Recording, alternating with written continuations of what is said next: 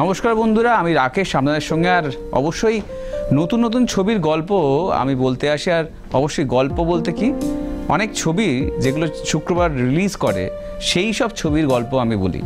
আর কেমন হয়েছে, কি দিক দিয়ে, কোন দিক দিয়ে আপনাদের ভালো লাগতে পারে বা কোন দিক দিয়ে খারাপ লাগতে পারে, সেটা নিয়েও অবশ্য আলোচনা করব। আর আজকে যে ছবিটা নিয়ে গল্প করব, ছবির নাম আলাপ। প্রেমেন্দু বিকাশ চাকি পরিচালিত ছবি আলাপ। ছবির মুখ্য চরিত্রে মিমি চক্রবর্তী, আবির চট্টোপাধ্যায়, এমন বহু শিল্পীরা রয়েছেন যারা এই ছবিটিকে সুন্দর করার চেষ্টা করেছিলেন। এই দুজন ব্যক্তির গল্প, যেখানে এই দুজন বলতে গেলে এখানে আবির বা মিমি, যেখানে তাদের যে আলাপ হওয়া নিয়ে যে প্রশ্নটা রয়েছে ছবির গল্পে, যে কিভাবে তাদের আলাপ হবে, এইভাবে কিন্তু ছবিটা টেনে নিয়ে যাচ্ছে। ছবিতে যে বিষয়টা আমরা দেখতে পাই যে এখানে দুটি বলতে গেলে যুবক যুবতীর প্রেমের গল্প, কিন্তু সেখানে প্রশ্নচিহ্ন যে আদৌ কি সেটা প্রেম নাকি প্রেম না। আবার অন্যদিকে সেখানে একটা বিষয় রয়েছে যে দুজনের কোনোদিনই কোনোভাবে দেখা হচ্ছে না। অবশ্যই আলাপ ছবিতে যেভাবে আলাপ না হওয়ার পরিস্থিতি দেখানো হয়েছে সেটা খুব স্বাভাবিকভাবেই দেখানো হয়েছে গল্প অনুযায়ী। যেখানে আইটি সেক্টরের মানুষরা যেভাবে থাকেন সেই বিষয়টাও দেখানো হয়েছে। আবির বা মিমির যদি গল্প বলি, সেখানে একজন রাত্রে ডিউটি করেন, একজন দিনে ডিউটি করেন, কিন্তু দুজনেই একই ফ্ল্যাটে রয়েছেন কিন্তু একে অপরকে দেখেননি, কারণ দুজনের শিফট আলাদা। অ্যান্ড সবথেকে বড় বিষয়, এই বিষয়টা নিয়েই কিন্তু গল্পটার সৃষ্টি হচ্ছে। গল্পের শুরুয়াতটা যেভাবে হচ্ছে সেখানে সুন্দরভাবেই একজন আইটি অফিসিয়ালের জীবনযাপনকে দেখানো হয়েছে। আর বাস্তবে তাই হয়, সেটাও খুব পরিষ্কারভাবে প্রেজেন্ট করা হয়েছে। তো সেখানে খুব ছিমছামভাবে গল্পটা শুরু হয়েছে। পাবলোর চরিত্রে আবির আর অন্যদিকে অদিতির চরিত্রে মিমি, দুজনেই যে আইটি অফিসিয়াল, তাদের যে জীবনযাপন যেভাবে দেখানো হয়েছে সেটা খুব সুন্দর আর সাবলীলভাবেই দেখানো হয়েছে। সাধারণত যেভাবে দেখানো হয় বা যেভাবে তাদের একটা আইটি অফিসিয়ালের জীবনযাপন হয়, তো সেখানে সেইভাবেই কিন্তু এখানে অদিতি আর পাবলোর গল্প শুরু হয়। আর সেখানে যে গল্পটা দেখা যাচ্ছে এখানে অদিতি যখন একটা ফ্ল্যাট খোঁজে, সেখানে এই পাবলোর ফ্ল্যাটেই তাকে শুক্লাল জায়গা করে দেন।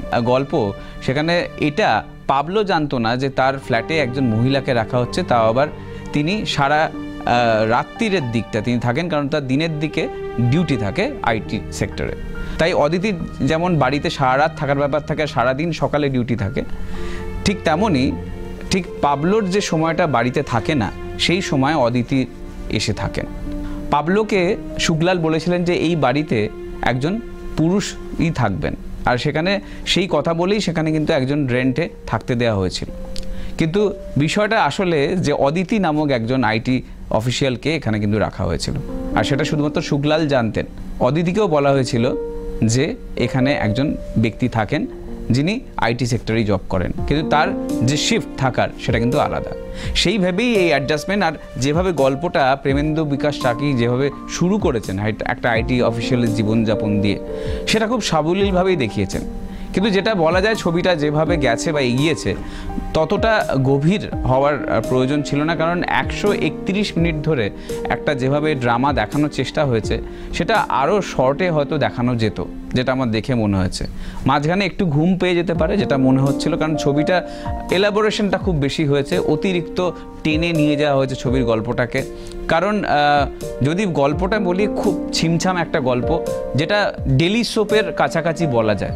কারণ খুব আলাদাভাবে কোনো সেট, কোনো জায়গায় বা কোনো লোকেশন খুব বেশি করতে হয়নি। সেখানে সবথেকে বড় বিষয়, কলকাতারই বিভিন্ন প্রান্তকে এই ছবিতে দেখানো হয়েছে, বিভিন্ন অংশে সেটা খুব সুন্দরভাবেই দেখানো হয়েছে, বিশেষ করে নিউ টাউন এরিয়া বা কলকাতার বিভিন্ন চত্বর। তো সেই দিক দিয়ে যদি বলা যায়, কলকাতার যে প্রদর্শনী সেটাই ছবিতে খুব সুন্দরভাবে হয়েছে। ইন্টারভেলের আগে গল্পটা সুন্দরভাবেই যত র্যাপিডে সাজিয়ে নিয়ে যাওয়া হয়েছে, কিন্তু পরবর্তীকালে ইন্টারভেলের পরে ছবিটার মধ্যে যে বলতে গেলে ত্রিকোণ সম্পর্কের একটা বিষয় আসছে, বা যেখানে স্বস্তিকা দত্তর বলতে গেলে আবির্ভাব হচ্ছে, যেখানে পাবলোর জীবনে সাথীলেখা বলে একজন ব্যক্তির আবির্ভাব হচ্ছে, যেখানে সাথীলেখার চরিত্রে অভিনয় করেন স্বস্তিকা দত্ত। ছবির যে ক্লাইম্যাক্স পার্টটা অতিরিক্ত টেনে নিয়ে যাওয়া হয়েছে, যেখানে হয়তো আরও অনেক আগে এই ছবিটি শেষ করা যেত। 131 মিনিটের জায়গা নেবে সেটা কোনোভাবে মনে হয়নি। সেখানে হয়তো আরও কম সময় এই ছবিটি শেষ করা যেত। মাঝামাঝি একটা মিউজিক হয়েছে, যেখানে মিউজিকটা শোনা যায়, ভালোও লেগেছে। সোমলতার একটি গান রয়েছে, সুন্দর একটি গান, কিন্তু যেটা বলা যায়, যেটা আমরা মনে রাখার মতন যেটা ভাবি যে অনেক দিন গানটা আমরা মনে রাখবো বা মাথার মধ্যে থাকবে বা গুনগুন করব, সেই ধরনের গান আমার মনে হয়নি এই ছবিতে রয়েছে। অবশ্যই ক্যামেরার কাজ সুন্দর হয়েছে, কারণ প্রেমেন্দু বিকাশ চাকি নিজেই একজন ক্যামেরা পার্সন ছিলেন, তিনি ক্যামেরাকে ভালো বোঝেন। তাই সেইভাবে ক্যামেরার যদি কথা বলি, সেখানে সিনেমাটোগ্রাফির পার্টে খুব সুন্দরভাবে কাজ করা হয়েছে। ছবির এই দিক দিয়ে সুন্দর প্রেজেন্টেশন, ছবির গল্পকে প্রেজেন্ট করার যে দায়িত্ব সেটা কিন্তু নিপুণভাবে করেছেন পরিচালক। তো সেই আর অভিনয়ের যদি সেগমেন্টে কথা বলি, যেখানে আবির বা মিমি সহ যারা কলকুশলী রয়েছেন তারা কিন্তু সবাই তাদের 100% দিয়েছেন। বিশেষ করে আবির মিমির অভিনয় পুরোটাই তো এই ছবিতে তাদেরই ইউএসপি, পুরো ছবিটাই আবির আর মিমিময়। তো সেখানে তার পরবর্তীকালে যদি বলা যায়, সেখানে স্বস্তিকা দত্তের আবির্ভাব হচ্ছে। তো ছবির মধ্যে বেশিরভাগ অংশই শুধু মিমি আর আবির মিলেই গল্পটা টেনে নিয়ে গেছে। একটু বেশি ন্যাকামি মনে হয়েছে কিছু জায়গায়, অতটা প্রয়োজন ছিল না। আর যেখানে যে সিকোয়েন্সগুলো হয়তো কেটে বাদ দেওয়া যায় সেটাও হয়তো ছিল। একটু বোরডামও মনে হলো, একটু বোরিং লাগছিল, আর ঘুমও পাচ্ছিল মাঝখানে। কারণ যে একটা এন্থু থাকে, একটা ছবি দেখে যেভাবে টান একটা সিচুয়েশন হয়, বলছি না এটা কোনো ডিটেকটিভ ছবির মতন টান বা কোনো হরার ছবির মতন ভয় বা কোনো কিছুর কথা বলছি না, কিন্তু স্বাভাবিকভাবে যে একটা প্রেমের গল্প বা রোম্যান্টিক গল্প হোক বা যে ধরনের একটা ড্রামাই হোক, সেটার মধ্যে যে টান থাকে, যেটার জন্য আমি ছবিটা দেখতে দেখতে ঘুম এলেও চোখটা কুঁচলিয়ে ভাববো যে হ্যাঁ এবার ছবিটা আমি দেখতে হবে যে হোক, কারণ গল্পটা খুব সুন্দর, সেই খিদেটা জন্মাচ্ছিল। অন্যদিকে টিকিট কেনার সময় আপনারা খুব ভাবেন যে এই ছবিটা দেখে কি পয়সা উসুল হবে, সেদিক দিয়ে যদি বলি, আমি অন্তত এই ছবি দেখার জন্য টিকিট হয়তো কাটতাম না। ছবিটা রিভিউয়ের জন্য ঠিক আছে, স্বাভাবিক। অবশ্যই আমরা এটা এক্সপেক্ট করি যে একটা ভালো ছবির জন্য টিকিট ব্যয় করতে কোনো খারাপ লাগার কিছু নেই। এই ছবিটার জন্য গল্প বা যদি বলি সেখানে যে গল্পের যে মিশ্রণ রয়েছে, সব কিছু মিলিয়ে ছবিটা 10-এ 4 পেতে পারে, তার ঊর্ধ্বে বলতে পারি। খুব বেশি সাফেল করানোর চেষ্টা হয়েছে, খুব বেশি সাসপেন্স ক্রিয়েট করার চেষ্টা করতে গিয়েও বলতে গেলে শেষ প্রান্তে গিয়ে আলাপ ছবিতে আসলে দর্শকদের সাথে খুব একটা আলাপ ঘটাতে পারেনি এই ছবি, কারণ আলাপের মধ্যে সেই গল্পের দমটা অনেকটাই কম ছিল।